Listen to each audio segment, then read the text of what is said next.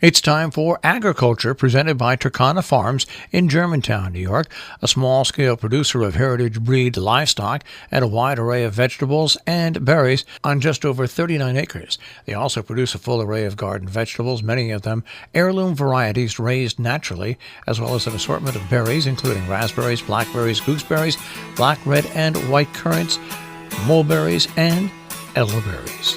And now, here's Mark Scherzer. I return after a brief break. It's the season when I feel comfortable in communicating less than weekly because there's virtually nothing being harvested in need of immediate sale. Not that there's nothing still growing. Up until 2 weeks ago, I could still harvest high-quality black radishes and escarole. Even with several nights when the temperature has hovered close to 20 degrees, the kale and collards soldier on. The Thanksgiving feast included Brussels sprouts picked Thanksgiving morning. And week after Thanksgiving, I managed to extract 2 full bags of sorrel from the garden for sale. Some plants are amazingly resilient. The cause of my break was a week plus not entirely anticipated staycation with guests after Thanksgiving. I admit, somewhat guiltily, that I failed to adhere to the household-only guideline that public health authorities asked us to observe around the holiday. I'm generally highly compliant. I'm a diligent masker. I never eat inside restaurants. I shop rarely, and I'll often go for a stretch of 4 or 5 days without seeing anyone or leaving the farm. But like other folks I've spoken with who made calculated Thanksgiving choices, I did not restrict myself to a holiday with just my one-person household in attendance. As a lawyer is wont to do, I have worked up my defenses against the anticipated tisking of my friends, especially the epidemiologists and infectious disease doctors among them. For the Thanksgiving meal itself, I hosted just Eric. My legal defense, a far less outlandish argument than might have been presented by Rudy Giuliani or Sidney Powell, is that Eric should be considered a member of my household.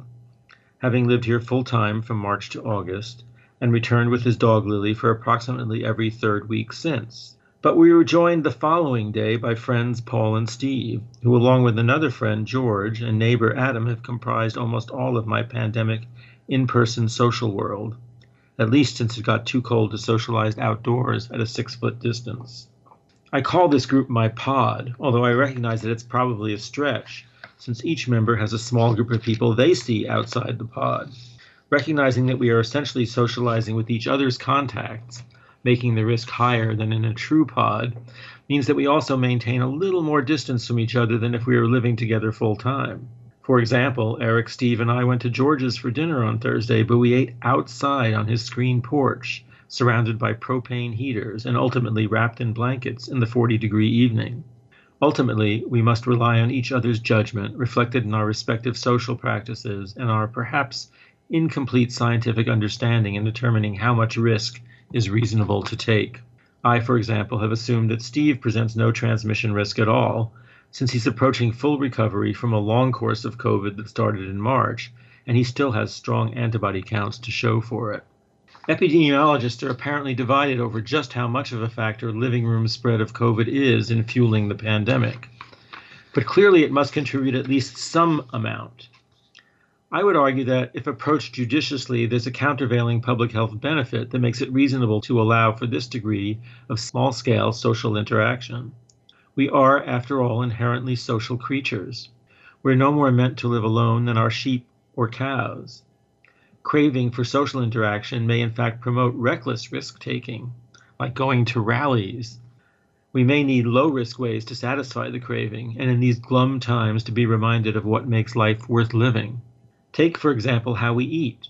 Cooking for a one-person household can often be a rushed and rudimentary affair, reducing meals to just basic energy infusion and to satisfy hunger pangs. Cooking by and for a group is something entirely different. I told Eric just before Thanksgiving that I thought we should make pumpkin ravioli after the holiday with the pureed Long Island cheese pumpkin that remained after baking my pumpkin pies. By coincidence, Steve brought me a pasta maker a friend had given him that he had no use for. One day, Eric spent the afternoon painstakingly making the raviolis, with me helping catch and lay the dough out as he rolled it, while Paul made a cauliflower-based Alfredo-style sauce to accompany them. The ultimate meal, accompanied by escarole salad, was delicious, but it was really just the punctuation mark at the end of a process of preparation involving all four of us, which was part creative challenge and part occasion for fostering fellow feeling. To spend 3 hours preparing for myself what I might eat in 20 minutes seems pointless.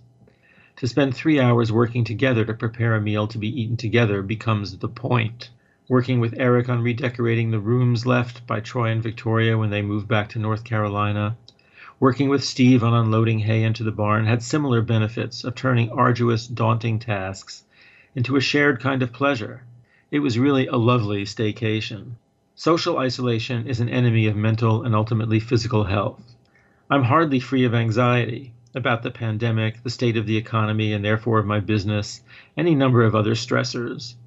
But the sense of well-being I derive from being with my friends is of an entirely different order of anything I get from a Zoom call. It worked as an antidote to that anxiety.